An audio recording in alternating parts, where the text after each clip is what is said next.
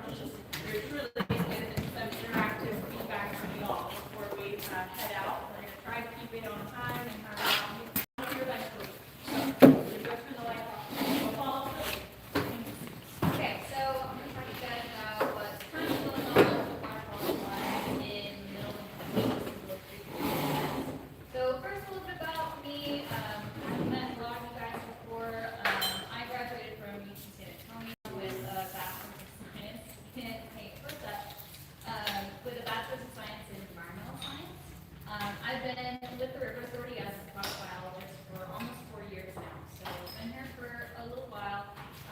Most of the work that I do has to do with what's called the Clean Rivers program. So what Lucas was talking about earlier with US EPA and the Clean Water Act getting delegated to the states. For us, that's TCQ, the Texas Commission on Environmental Quality. They host the Clean Rivers program basically, and they delegate that typically to local river authorities. So the data that we collect goes to the state, which goes to the EPA. Some of the other work that I do in addition to the Clean Rivers program is personally I work a lot in aquatic connectivity and fish movement, how fish move, not only in Cibolo Creek, but the rest of our basin, what barriers do fishes face to complete things like local long-term migration and spawning and birds and things like that. So to start, we're going to go over what our current monitoring activities are. So when I talk about monitoring years, these go by fiscal years because they're contractual years with TCU and the Cibolo program. So for FY26, that started in September of last year and will run through August of this year. So this current monitoring cycle will run through August. So what we've been doing over the last year, we currently have 94 water quality and biological monitoring sites throughout the entire watershed. 72 of those sites are monitored by us at the River Authority. So me and a few of my coworkers, we visit every single one of these sites many times a year. Have been doing that for many, many years. So we're very familiar with the watershed. 22 of those sites are visited by our partners. So most of that being up in the northwestern part of our basin with the Medina River. Grand County helps us out with that. The Guadalupe River Basin is just to the east of us, and so the Guadalupe River Authority actually has a site right at the bottom of the basin here before it goes into the Guadalupe River. We are just all over the place where the triangles are, and then TCQ has got just a couple of pink stars here where they monitor a couple of sites here and there. But a majority of the monitoring the basin is done by the authority. So what we do every year, I'll go through every single one of these 94 sites to assess what are we monitoring. Is that still appropriate? Should we continue monitoring that?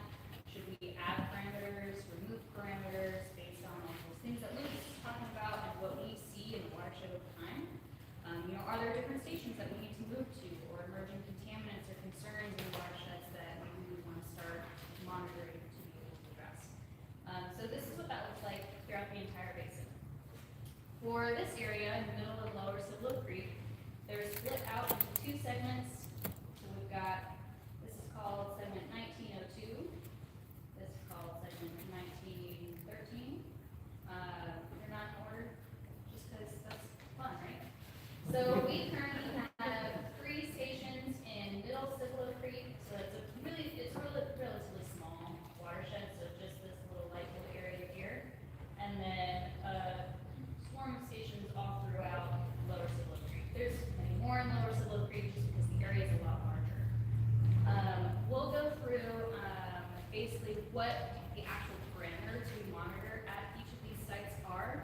Lucas did a great job setting us up for that, so we have an idea of kind of what these things mean. So for Middle Cibolo Creek, which are these 3 stations here, and just to help orient you guys, if any of you guys are from this area, we've got Cibolo Creek upstream of the Cibolo wastewater treatment plant. This is in the Pecan Grove neighborhood. This is right off of FM78. We've got Cibolo Creek at Schaefer Road, which is right in Crescent Bend Park. And then we've got Cibolo Creek at Interstate 10. So that's right at the very bottom of this small watershed segment, getting into I-10. The things that we monitor in this watershed, this is what we call our would monitor at any given water quality site. That includes nutrients, nitrates, nitrites, total suspended solids, chlorine, sulfates, total phosphorus, ammonia, total nitrogen, E. coli, chlorophyll A, and pH. And I'll get into a demo with you guys here in a little bit to kind of go over how do you, as an end user, figure out what we're seeing in the creeks and how to interpret what you can see. In the lower Cibolo Creek, a little bit more action, and we'll kind of orient ourselves here so that maybe you guys will see some kind of street name that will help you determine which water quality station is closest to you that you might be interested in. Might be a little bit hard to see with how small text is, but we'll do our best. So we've got Martinez Creek at Shoeworth Road. This is going to be west of Commerce. We've got another Martinez Creek site at Adams Road. And these are both before Salotrio Creek enters Martinez. We've got monitoring at the Salotrio wastewater treatment plant outfall in Converse, and then just downstream of that on Salotrio Creek, downstream of the discharge at On Run. We've got Martinez Creek at North Cibolo Road, and so that's meant to capture Martinez and the Salotrio tributary now coming together. We've got Cibolo Creek at Skull Crossing, Cibolo Creek at FM 539, Clifton Branch, which is one of the tributaries at County Road 401. TCEQ monitors one site here at Cibolo Creek at FM 537. We also monitor Cibolo Creek at FM 541, Cibolo Creek at County Road 389, and then lastly, right at the bottom of the watershed, Cibolo Creek at FM 81, and this is right before Cibolo Creek enters the main San Antonio River. So a pretty good spread across the basin for what we're monitoring. And everything that we monitor here includes everything that we monitor in the middle of Cibolo Creek, so all of those conventional suites of water quality parameters. But we also have additional monitoring that we do here.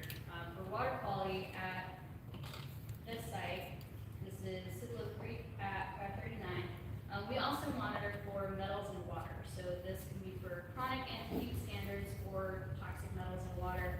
And what's going on here is we don't have a concern for metals in Cibolo Creek, so it's not doing good, we're not doing it because we're worried about anything.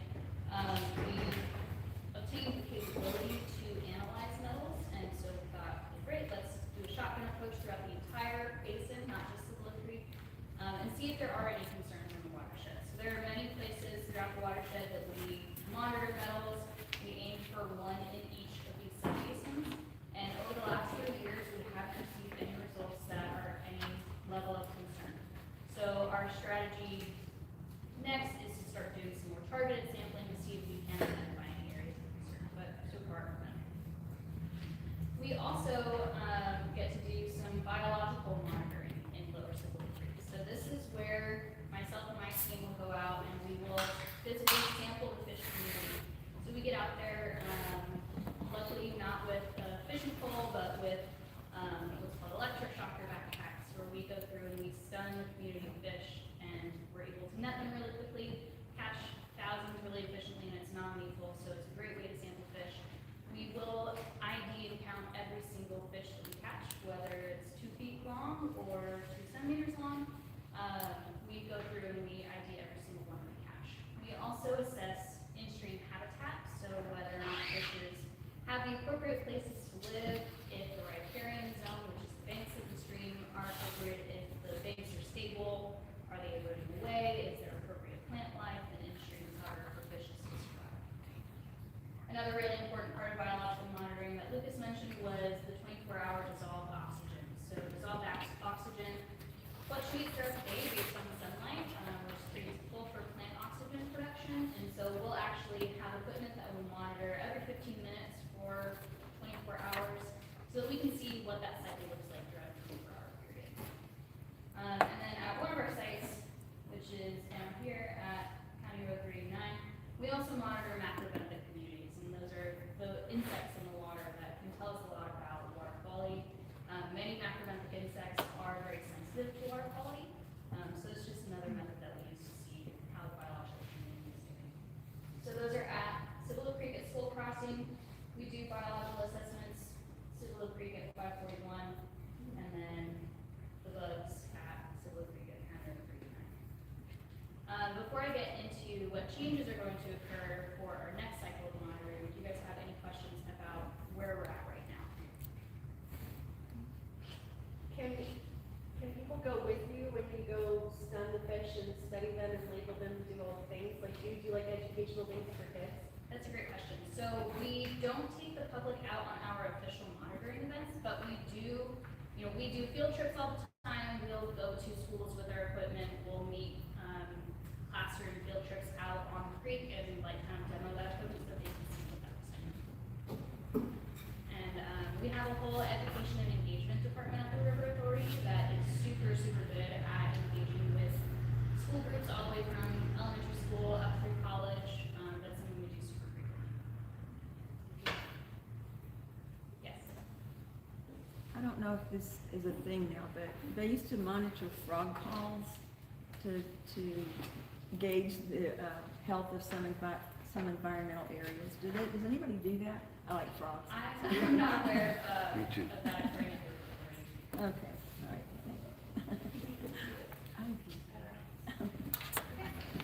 So that's what's currently going on. Plenty of water quality monitoring throughout the creek, and then, as we're able to, we do biological monitoring as well.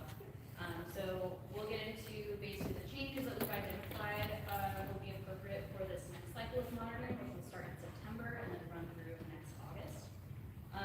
Not overall a whole lot of changes. Really, it's one change that we're making to 5 of these sites. And what I talked about earlier with metals and water sampling of our whole San Antonio River Basin, we did a shotgun approach of what is the state of metals in the basin, and we really haven't seen any concerns with those results. And so now we're doing more of a targeted watershed approach. And the first one that's up for that targeted approach is going to be the Cibolo Creek watershed. So for about the next 3 years, we've chosen these 5 sites to monitor metals and water in.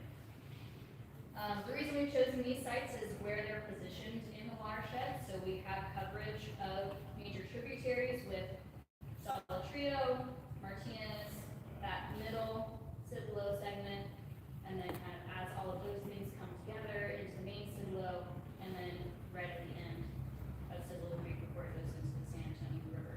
And we have already done 3 years of metals and water sampling here at this site, right in the middle. So we did take that off the list for now because we already have a good amount of data here. And so we're targeting for Cibolo Creek. We have plans for other watersheds in the basin over the next several years at kind of like a rotational basis. What the plan is that for TCQ to assess dissolved metals, they need a certain number of samples to be able to say that they're confident in the data. So to be able to assess just whether or not there may be a concern or no concern, they need 4 samples. So at twice a year, which is when we do metal sampling, it would take 2 years to just see if there's a concern or not. And what our plan is to get 6 samples regardless. And then if a concern is identified with those results, then we would continue sampling and pause other watersheds until we have 10 samples to get a full assessment of what's called fully support or non-support, just to help hammer out if there was a concern, what was the concern for, and is it true based on a greater level of data. That's the only change that we're making in the Cibolo watershed. We're still maintaining all of the other water quality parameters that we monitor now, still maintaining all of the biological parameters that we monitor now. We've been doing that for many years in this watershed, so we have a really good history of data here. So it'll just be the metals. Yes. So what metals have we seen chill? So we see levels below standards for, this is a really long list, I don't have them all memorized, but it's aluminum, selenium, magnesium, manganese. Yeah, it's a long list. Okay. Not all of them actually have standards Right. associated with them, but did I answer your question? Yeah. Okay. And after this, it's like I can get you the actual full list of those. Yeah, no, it's okay. Okay. Does anybody have any other questions right now? Yes. I guess if you guys do notice something when you're sampling or getting those test results, are you notifying the cities or who are you in contact with? So it depends on what the issue is. So, for example, if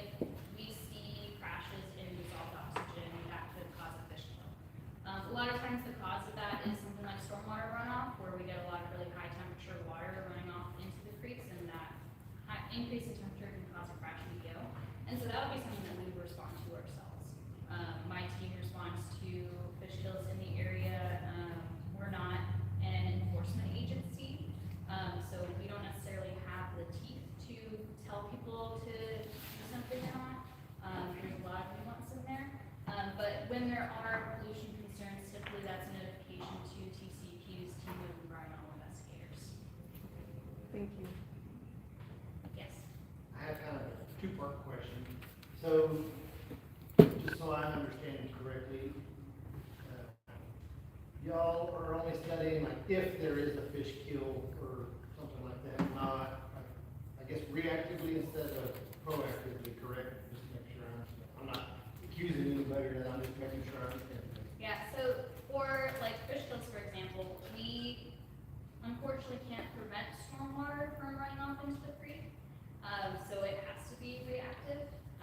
We can do our best to anticipate at the rates that we are going out, but because it is so sporadic, we're not finger on the pulse like someone out in the creek 24/7, so we kind of have to be reactive to it because it can happen at any time. So the next part of my question is, has anything or is anything being done in the upstream part? Because like in '98, it took 22 inches of rain to make this town underwater here. Now with all the paving and neighborhoods and everything upstream being paved over, it all runs into the Cibolo. It's probably not gonna take even half of that to do the same amount of flooding. And also polluting the river, killing off the fish and stuff. Is there anything that was implemented before all these subdivisions got allowed to be pretty?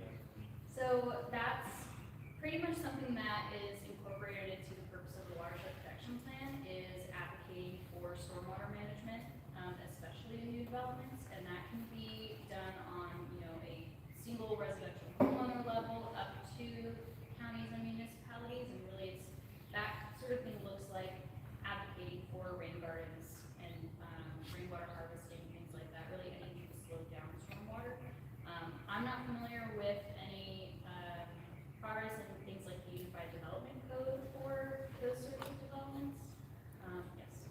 I was just gonna say, you can check out regional floodplain groups, like local regional floodplain group meetings, and attend those, and they do take public comment and help with managing or understanding recharge and runoff, things like that. Oh, sorry. Okay, so now what we're gonna do to look at what the water quality is like in Cibolo Creek today is I'm basically gonna demo for you guys, how you would at home look up water quality in its current state at a station like this. So for, our map here, we can go through the names again to help jog your memory, but did anyone identify a station that they think they might be close to? School crossing, okay, right. Yes, and that's when we do a ton of different monitoring apps. We do water quality and we do biologicals there. So what I'm gonna do is we're gonna show you guys how you go from, google.com down to one station.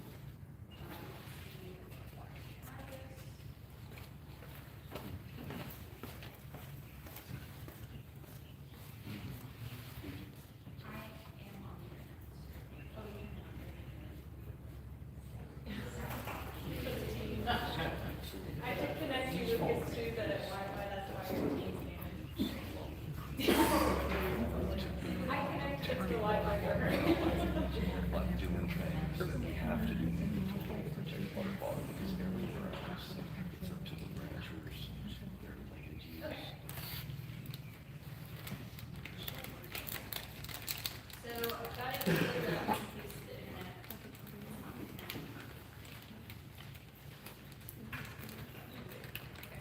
So if you're home and you're like, what the heck is water quality on Cibolo Creek looking like? I know I'm near Cibolo Crossing and I want to see what's going on there. So you don't have to know the station number, you don't have to know your segment number or assessment unit ID. Really, you just have to know San Antonio River Authority. If you know that we collect the data, then we can get there. So you don't even have to know our website. If you Google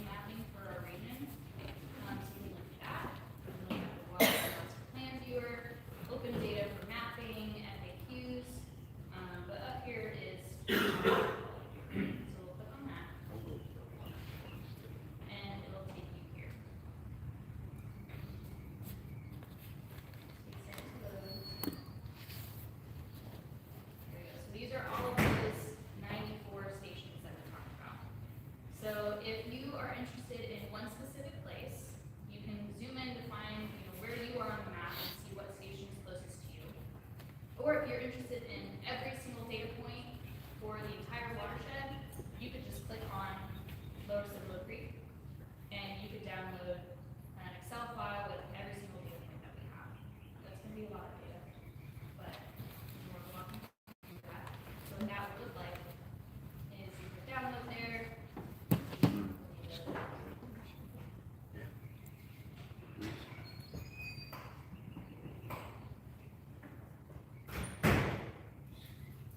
And you open the data file. And you get this really, really big data set of everything, let's see if I can find the dates of it. So this is all the way back to 1992. So you can see all the data that we have. So that's if you want to go like macro scale, you can click on a watershed and get the entire watershed. You can also click on the county and get the entire county. What we're going to do is we're going to find Cibolo Creek at Cibolo Crossing. So I'm going to zoom in here. And I believe that's this one. So if you know, I live in Livernia. You zoom into Livernia, you can see kind of what's closest to you. Click on that station, it'll give you some information about the station. Station ID, its name, the county it's in, the watershed it's in. And if you want to download every single data point from that station, you would click here, and it will give you a similar Excel file, but just a little bit more specific. For us, we're going to go to station information. And this will give us some good and more interpretable data that you guys may be able to digest a little bit easier, because it's not just, you know, a huge data file full of numbers that don't really mean much. We can get kind of some information about what's going on. So I can see a picture of what this site looks like. Not all of them have pictures, I'm still working on it. But we can see the last accepted data point for this station was December 2025. This wasn't the last time we visited the site. We have a pretty rigorous quality assurance department in the River Authority, and so we want to make sure that we get you guys quality data. If you want to see the unaccepted data, it is in that data file, but on this published report, it just shows the last accepted data. So the last time we were there in December, the E. coli level was at 240. And what does that mean? Is that good? Is that bad? You can hover over information and it'll tell you about the parameter, what the result history at this site is. The first time we collected E. coli here was in 2005. So we've been here for more than 20 years collecting data. You can see trends over the last 10 years. So most of the time we're either really close or below the state standard at this site. You can see trends over the last 12 months based on how often we were there. And then you can get some interpretive information on what those numbers mean. And we even have for Wilson County information on where that bacteria comes from. So like Lucas said, it's not just human bacteria. It comes from tons and tons of different sources. And it's not all pathogenic. A lot of times the risk with E. coli comes from human E. coli because human to human you can transfer diseases really easily. Cat to human or bird to human, it's a lot harder for you to get sick because those pathogens don't necessarily talk to each other. So you can see for Wilson County, our data indicates that most of the E. coli in the water comes from non-avian wildlife, things like deer, feral hogs, birds, livestock. Pets are a big category, and 2% of us is pets. So you can get some information on that. And we're going to keep scrolling through to keep seeing what else is going on with this site. So we get into aquatic life. So dissolved oxygen in Cibolo Creek at Cibolo Crossing, and this is true for much of the river. The last time we were here, the dissolved oxygen was 9 milligrams per liter. So that puts us right here on the chart, which is really, really good. There's plenty of oxygen in the water for fish to survive. When it's colder, this was in December, so it's a little chilly. Colder water holds onto oxygen a little bit better. Hotter water releases it. So you can see the temperatures. You can see what that means, why we care about water temperature, what our averages are. Sometimes it's pretty hot. And all kind of trend information over the last couple of years. We can get information on what dissolved oxygen means, facts about dissolved oxygen, and temperature. And then we can go into nutrients as well. So we see that maybe our nitrates are a little bit high, our dissolved oxygen is good, our phosphorus is high, and our chlorophyll is good.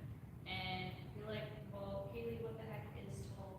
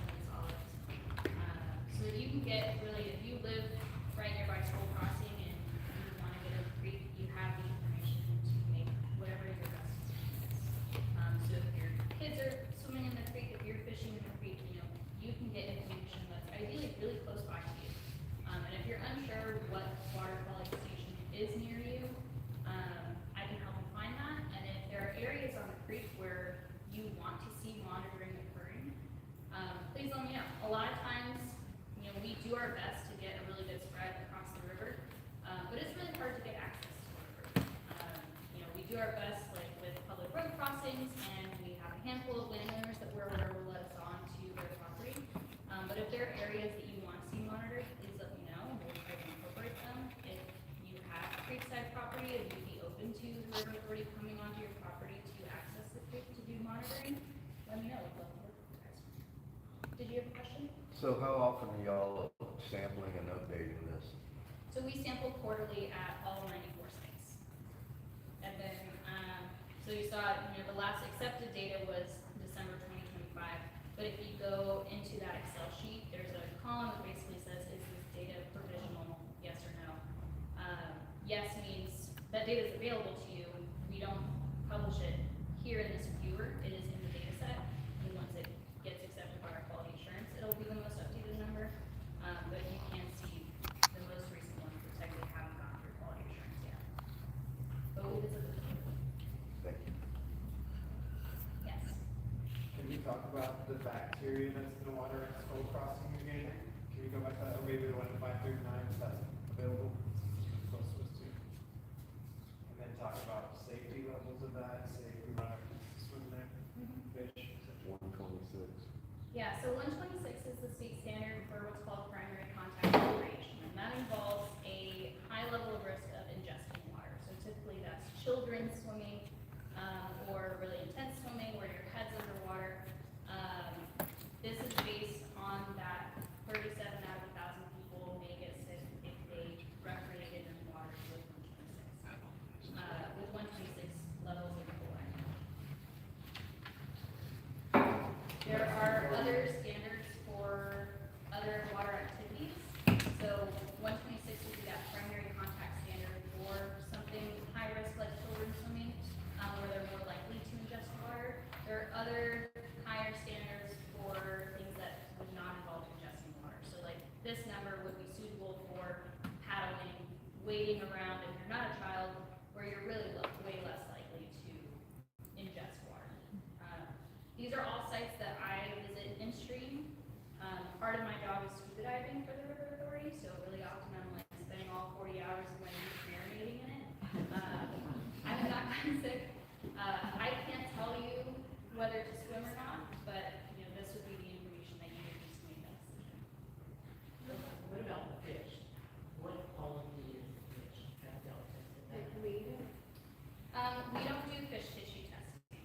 That would be something that the Department of Health and Safety for the state does. We're not able to do. You also find some of that information on Parks and Wildlife. And as far as I know, there's no fish tissue advisories. Not at Cibolo. The only one that I'm aware of in the basin is on Leon Creek. Yeah. That's due to probably industrial Yeah, legacy. PCBs. Yeah.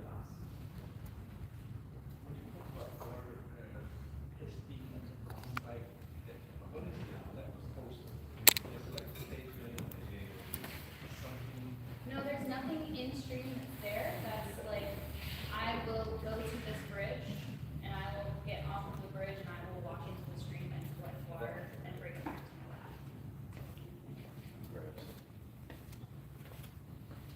All right, if y'all have any more questions, afterwards, she will still be here just to keep us rolling. We only have a few more minutes, that I'm gonna speed through, and, feel free to stay longer, but if you have to leave at 3, that's when we say we're gonna be dismissed, so, yeah, you can go out if you would like. I'm just gonna keep rolling.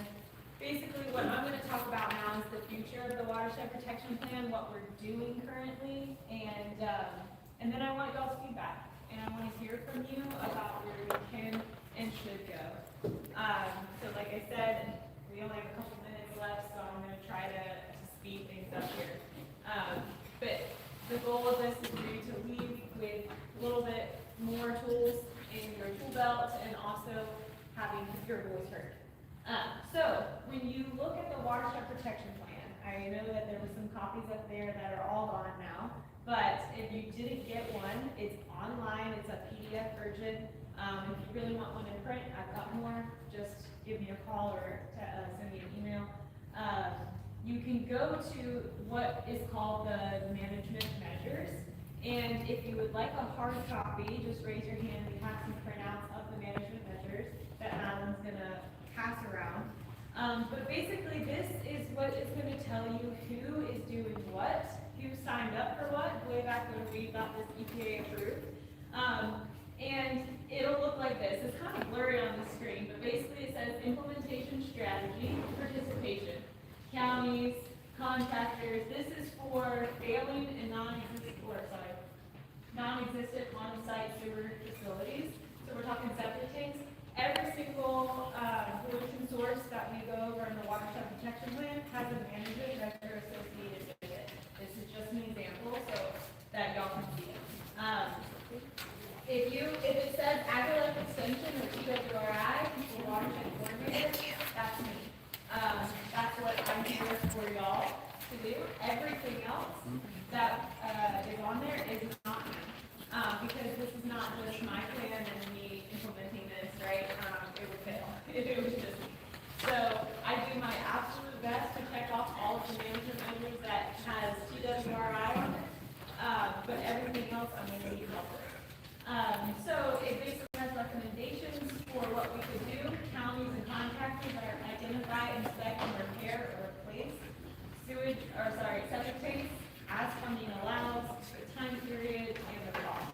Now, these are all voluntary, right? This is something that is not regulatory, which is good and bad. It's good because, no one's telling you what to do, but it's bad because no one's telling you what to do. So, this is just an example.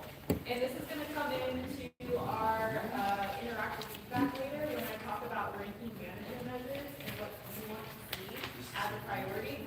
This is what we're talking about, just so you have an idea. So, what do I do? What are we doing? Where do we go from here? Well, all of this starts with one thing, and that's knowledge, right? Public awareness. And what I see, I'm out in the community every day, every other day. There's generally a lack of public awareness and understanding about water quality locally, statewide, particularly with urban residents. If you are not associated, if it's not in your backyard, not my backyard, right? You don't really understand that you live in a watershed and it impacts a lot more. So there's this kind of missing connection that I see. And until you get that awareness, you're never going to see the behavior change. So how do we get that behavior change? And how are we implementing this watershed protection plan? Well, it starts with resources and funding, always, right? Always. You need resources and you need funding. There are a couple education programs that we already have funding for that we can bring in really fast, and I'm going to go over them with you. But we've got kind of a general audience education, urban focus, and ag and rural. General is going to be your Texas Watershed Stewards Program. I'll go through each one of these as fast as I can on the next slides, but then we have a riparian and stream restoration workshop, and we have a feral hog management workshop. That's kind of your general. For urban, we've got stormwater management, pest waste management, rainwater harvesting, and water conservation. That's going to be more healthy lawns, healthy waters. What do you do with your backyard? And then ag and rural, we have a well owner education for those that own wells, those that own septic tanks, and those that have ag or cattle or any sort of land management. So that's nutrient, soil, small landowners, cover crop planting, and such as that. If there is a star next to it, that means we already have funding for it. If there is not a star next to it, that means that we could get funding for it, right? So just to give you an idea, implementation looks like this. This is what my job is, and I love it. It is quarterly stakeholder meetings, or not quarterly. That's what we're going to talk about too. I'm going to hand out something here quickly, and at the end, you're going to tell me if you want to meet quarterly to kind of advise this plan, or if you want to meet twice a year, if you want to meet once a year, or you want to keep going as we did before, but we don't meet at all. So that's gonna be the feedback too. Then we do hands-on workshops. I do hate PowerPoints, and I do them a lot, but I hate them. And so as much as we can, getting people out into the stream or onto the land, into soil pits, having the soil in their hand. These are soil health workshops or small landowner workshops that we offer.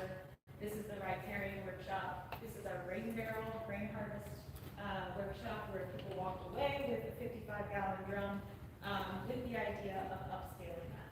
Slowing down stormwater, right? So, like I said, we have that Texas riparian stream education. This is really focused on that riparian zone. How to really keep it healthy, what the importance of it is, and we go out and we start identifying riparian plants. That's one of them we offer. Then we offer the Texas Well Owners Network. You send in a sample of your well water, and then you come to that workshop and we go through that sample with you. And then there's also some other fun things that go along with that. It's a half-day workshop. Texas Water Stewards, that's going to be everything about watersheds that you'll ever want to learn. We did offer one of those a couple months ago in Cibolo. We can always bring that back. Then we have Lone Star Healthy Streams. This is also, we offered that not too long ago in Cibolo, and that is more tailored towards livestock. Aims to protect Texas waterways through livestock operations. We also talk about feral hogs through this. Then we have the Healthy Lawns, Healthy Waters workshop that is going to enhance best management practices for landowners that might be in a residential area, right? Rainwater harvesting as well, fertilizing lawns. What is a alternative to a lawn? What can we put down instead of Bermuda grass? What is going to be your native plants that you want to put in there? Those are the things we go over. Other topics that we can include in implementation on my part, youth education. I'm going to talk a little bit about a program we're bringing in called Access that is going to be targeted at K through 12. We can 4-H water curriculum, Boys and Girls Club, etc. We can offer septic tank maintenance workshop and resources for septic tanks. I'm at a lot of events like Earth Day. This is HCD. I was there a couple of days ago in Livonia. We do a lot of educational booths. It's how I met some of you. Walked up at farmers markets. I'm handing out flyers. I have a rainfall simulator. Tree planting. We can work with cities and counties on grant writing. HEB and the Forest Service offer great grants for tree planting. Field days. Texas Stream Team, which is citizen science training for, you can monitor your own water quality if you get trained how to do it, and then go out and do your own citizen science. Pet waste stations. I'm having so fast. This is something we can work with cities and counties and HOAs on as well, trying to get those pet waste stations installed because people get lazy, and if they're not every 20 feet, that poop is staying on the ground. And then stream cleanups, that's another thing we can offer. So Access is basically what we offer to train the trainer. We're bringing this in to teachers. So if you know any teachers that are interested in this, this is a curriculum that is TEEX aligned that we will be starting to bring into Cibolo this year. And that is basically, we're training the teachers who have a TEEX-aligned water quality program within their science class. They go out into the stream if they can reach Cibolo somehow. They do water quality monitoring. We provide the kits. We provide the classroom toolkit, the project hub, the social media resources, this TEEX-aligned curriculum, all that's provided. You just have to sign up and show up if you're a teacher and implement it. Yes. Do you work with homeschoolers? Yes. Yes, I was homeschooled, so I'll soft spot in that, right? We also do riparian restoration projects. So this one I just did in the Medina River, but if we get a willing park or city or county to work with me on writing a grant, we can put in plants and restore riparian area. This one was super fun. We had about 70 volunteers over 2 days, put 700 plants in, about 900 hours of volunteer work. plus a lot of other work during the week, and it looks really good. So this is in a public park in Pasteurville. What is riparian? So, yeah, good question. I keep throwing it out. Riparian is the area along a stream or creek or river, and that's usually where you see that deep root vegetation. And it's just, if you mow too close or if you graze too close, you can really mess up the riparian area, but if it's left to do its own thing, then it actually is the last line of defense for all that pollution, because if it's densely vegetated, you're getting a lot of filtering before it hits the water. But what we see a lot is, there's no riparian area left, it's just scalped, and, anything that's coming off that landscape is going straight to the water. So that's when we do a restoration, because it doesn't have any plants in it anymore. And basically, you don't have to plant plants, all you have to do is remove traffic. So if you just fence it out, or stop letting whatever is killing those plants go there, humans, animals, or whatnot, it will come back on its own, but you can jumpstart it by putting some plants in there or seeds. So that's what we did. Given that it's 3, I'm gonna jump through these, but I go to a lot of community events and I do a lot of random visits. So, just give me a call and I'll be out there. We have worked with people on, yes, right there, on HEB getting cover crops into his ground, because, it just takes knowing the right people, and so I don't have all the answers, but I can make calls and I can work with you. And I can also help bring the cattle, so, but yeah, we're doing a lot to try to get that public awareness, because that's the first step. I also do videos and I highlight success stories. So I have a Facebook page, I have a website, and I have an email list. And I make videos. This one was a family that came to our rainwater harvesting event. They live in St. Hedwig. They ended up going from a 55-gallon rainwater harvesting to a 500-gallon with plans to go to a 10,000-gallon. So I went out there, I interviewed them, made a video. We just like highlighting success, because it feels like sometimes we're fighting a losing battle. And so you really have to celebrate the wins. And it is a ripple effect. So if you start to, impact 2 people and they impact 2 people, then you're rippling and you start to see change. So there's that, all that water quality we talked about, and it can be a lot better, but it starts with us, and then it starts with us sharing that story. Because only if we understand what we're talking about will we care. That's the first step. Then if we care, we'll start to help, and everyone else that cares will start to help, and then you'll start seeing change. So that's why we're here today, right? And I love this quote by Jane Goodall, and I really probably overuse it, but I love it.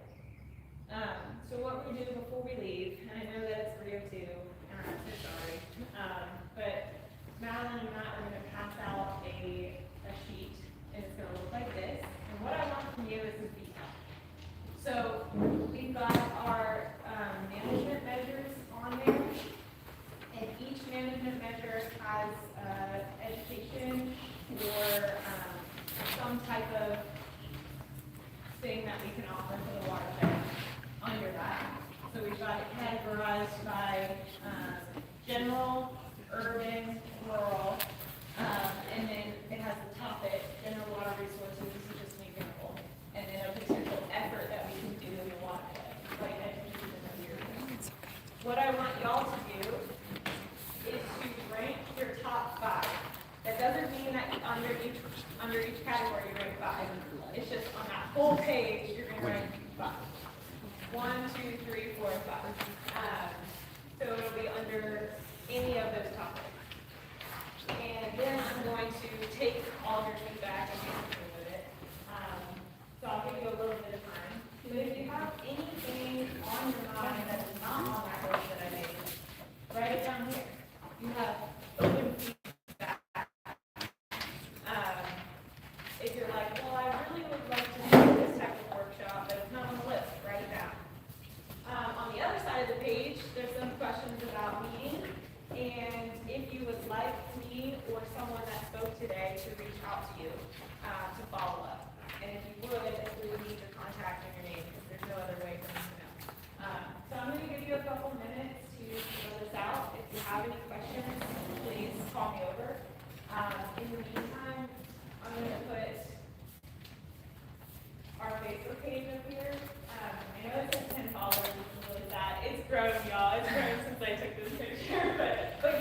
follow it right now and follow my Facebook. And then my contact is up here, so I'll switch between those. But if you're not on our Watershed updates and events, which most of you probably are because you came here today, that's, one way you're gonna find out everything I'm doing. And then another way is through Facebook. Both of them are gonna be the same. So that's in your email list, and then I'm gonna switch it back to Facebook.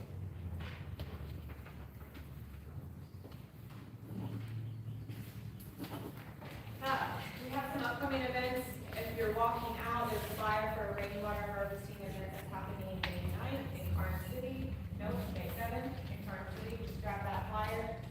That's gonna be at Rise Coffee at 6 p.m. in the evening if you wanna come over and Cheryl.